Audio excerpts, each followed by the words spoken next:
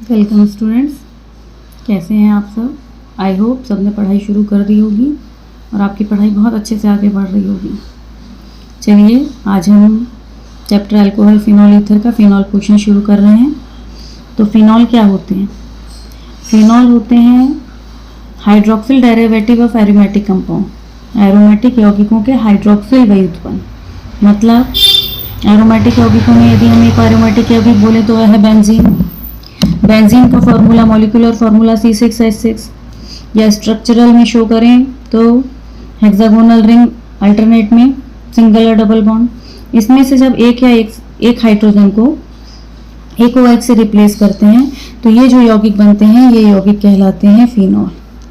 इसमें जो आपका सिंगल बॉन्ड OH ग्रुप है ये डायरेक्ट बेंजीन रिंग से अटैच रहता है। यदि वो बेंजीन रिंग से डायरेक्टली अटैच नहीं है तो वो यौगिक फिनॉल नहीं कहलाएंगे। जैसे यहाँ पर भी देखिए, मैं एक स्ट्रक्चर बना रही हूँ, यहाँ पर भी OH है, बेंजीन रिंग है, लेकिन यहाँ पर ये कार्बन से जुड़ा हुआ है, ना कि बेंजीन रिंग से, है ना। तो ये जब कार्बन से जुड़ता है, डायरेक्ट बेंजीन रिंग से नहीं जुड़ता, तो ये यौगिक फिनॉल नहीं कहलाते, ये बेंजील अल्कोहल कहलाते।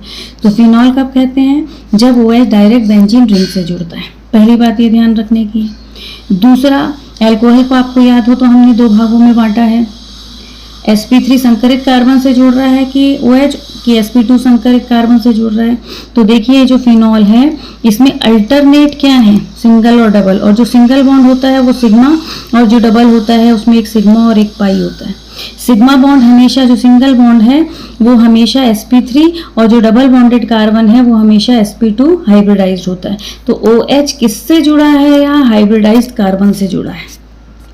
तो OH किससे जुड़ा है? sp2 हाइब्रिडाइज्ड कार्बन से जुड़ा है। दूसरी बात हमें ये ध्यान रखनी है कि इसमें जिस कार्बन से OH जुड़ा है वो कार्बन कैसा है? sp2 हाइब्रिडाइज्ड है। फिर जब हम फिनॉल्स को देखते हैं तो ये याद रखिए, फिनॉल के नॉमेनक्लेचर में जिस ग्रुप से, जिस कार्बन से OH जुड़ेगा वो कार्बन हमेशा पहला कार्बन होगा। यदि ये OH यहाँ ना जुड़कर, मान लीजिए ये OH आपका यहाँ पर जुड़ता है तो यहाँ पर आपका ये कार्बन पहला कार्बन हो जाएगा। जब हम सामान्य नामकरण करते हैं तो सामान्य नामकरण में हम 1 2 3 4 ना लेकर ये बेंजीन का पहला, दूसरा, तीसरा, चौथा, पांचवा, छठवां होता है। ये और ये स्थिति पर यदि कुछ जुड़ा है तो इसे ऑर्थो कहते हैं। यदि इस स्थिति पर कुछ जुड़ा है तो ये मेटा कहलाता है, और इस स्थिति पर कुछ जुड़ा है तो वो पैरा डेरिवेटिव कहलाते हैं, पैरा व्युत्पन्न कहलाते हैं। तो इतनी बातें आपको ध्यान रखनी है कि एरोमेटिक कंपाउंड में से एक या एक से अधिक हाइड्रोजन को OH से रिप्लेस करने पर जो कंपाउंड्स बनते हैं वो फिनॉल्स कहलाते हैं। फिनॉल में OH group direct benzene ring से जुड़ा होता है। यदि वो बेंजीन रिंग से डायरेक्ट नहीं जुड़ा तो वो अल्कोहल है, फिनॉल नहीं। फिनॉल का कार्बन sp2 संकरित होता है। जिस कार्बन पर OH जुड़ता है वो कार्बन हमेशा हमारा, जब हम उसका नंबरिंग करेंगे तो उस कार्बन को 1 मानेंगे। सामान्य नामकरण हेतु, कॉमन नॉमेनक्लेचर हेतु हम ऑर्थो, मेटा और पैरा पोजीशन का उपयोग करते हैं। 1 2 ऑर्थो कहलाता है, 1 3 मेटा कहलाता है, और 1 4 पैरा कहलाता है। तो इनका ध्यान रखेंगे। अब देखिए, अब हमें पढ़ना है क्लासिफिकेशन ऑफ एरोमेटिक कंपाउंड्स या फिनॉल्स, है ना, सॉरी फिनॉल्स। तो फिनॉल को number of, based on number of OH, phenols are classified into 3 parts. First है मोनोहाइड्रिक फिनॉल। नाम से ही क्लियर हो रहा है, मोनोहाइड्रिक फिनॉल मतलब ऐसे फिनॉल जिसमें केवल एक सिंगल बॉन्ड OH होगा। तो ये देखिए यहाँ पर हमारा ये फिनॉल है, इसमें केवल एक OH है। अब यदि इसमें अदर डेरिवेटिव जुड़ते हैं, है ना, कोई H को रिप्लेस, यदि यहाँ पर मिथिल जुड़ा तो हम इसको तो 1 कहेंगे, ये 2 हो जाएगा, है ना।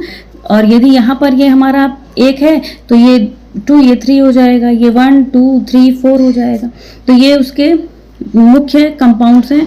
फिनॉल पहला केवल OH जुड़े, फिर मेथिल जुड़ने पर ये जो कंपाउंड बनता है इसका सामान्य नाम होता है ऑर्थोक्रिसॉल। फिनॉल के जस्ट बाजू में जब मेथिल जुड़ता है तो उसे ऑर्थोक्रिसॉल। ऑर्थोक्रिसॉल को हम 2 मेथिल फिनॉल भी कह सकते हैं, है ना, 2 मेथिल फिनॉल भी कह सकते हैं। अब इसे हम यदि IUPAC की बात करें तो ये 2 मेथिल फिनॉल है, कॉमन नेम बोलें तो ये ऑर्थोक्रिसॉल है।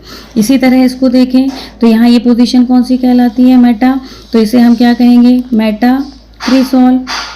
और यदि IUPAC की नाम की बात करें तो 3 मेथिल फिनॉल।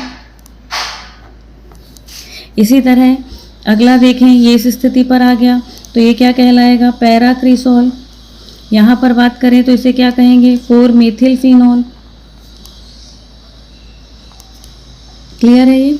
तो ये थे फिनॉल, क्रिसॉल किस, जब एक OH वाले हैं।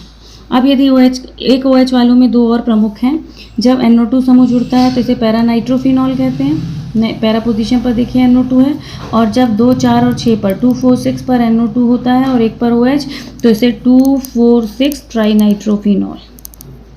ये महत्वपूर्ण कंपाउंड है और ये विस्फोटक होता है और इसे पिक्रिक एसिड के नाम से भी जाना जाता है।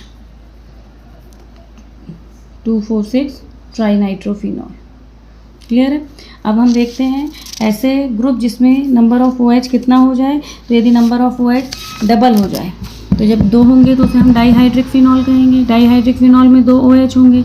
अब यदि वो पहले दूसरे पर है तो उसे कैटिकॉल कहते हैं। ये कैटिकॉल इसका कौन सा नेम है, तो कैटिकॉल इसका कॉमन नेम है। इसे हम IUPAC में बेंजीन 1,2 डाइऑल कहेंगे। Benzene 1,2 diol. यदि OH 1 और 3 पर है तो उसे रिसोर्सिनॉल कहते हैं, और इसका IUPAC ने बेंजीन 1,3 डाइऑल होगा। Benzene 1,3 diol. यदि 1 और 4 पर OH है तो वो हाइड्रोक्विनोन या क्विनॉल कहलाता है। इस कंपाउंड को याद रखिएगा, ये आगे जाकर काम आता है। अब इसका IUPAC क्या होगा, तो बेंजीन कितने कितने पर, यदि इसको 1 मानते हैं तो ये 4 हो जाएगा, इसको 1 मानते हैं तो ये 4 हो जाएगा, तो 1,4 डाइऑल। क्लियर है? इसी तरह अगला जो उसका प्रकार है वो है ट्राईहाइड्रिक। ट्राईहाइड्रिक में कितने OH आ जाएंगे, 3। यदि 3 OH 1, 2, 3 पर हैं तो इसे पायरोगेलॉल कहते हैं। पायरोगेलॉल। यदि 1, 2, 4 पर हैं तो हाइड्रोक्सीक्विनॉल। ये क्विनॉल था, तो ऐसा क्विनॉल जिसमें क्या जुड़ गया है, OH जुड़ गया है, उसको कौन सा क्विनॉल, हाइड्रोक्सीक्विनॉल, और इसे कहते हैं पायरोग्लूसिनॉल। तो जब 3 OH 1, 3 और 5 पर हैं तो पायरोग्लूसिनॉल, जब 1, 2 और 4 पर है तो हाइड्रोक्सीक्विनॉल, और जब 1, 2, 3 पर है तो पायरोगेलॉल। तो ये ट्राईहाइड्रिक थे। इसमें से सबसे मेनली आपका ये जो हाइड्रोक्विनोन है, जिसे क्विनॉल कहते हैं, इसको याद रखना है। ये सामान्यतः आपके अभी काम आएगा जब आप अभिक्रियाएँ इसके गुण पढ़ेंगे। और इसमें से ये किसको याद रखेंगे, क्रिसॉल को, ऑर्थोक्रिसॉल, मेटाक्रिसॉल, पैराक्रिसॉल को। Okay students.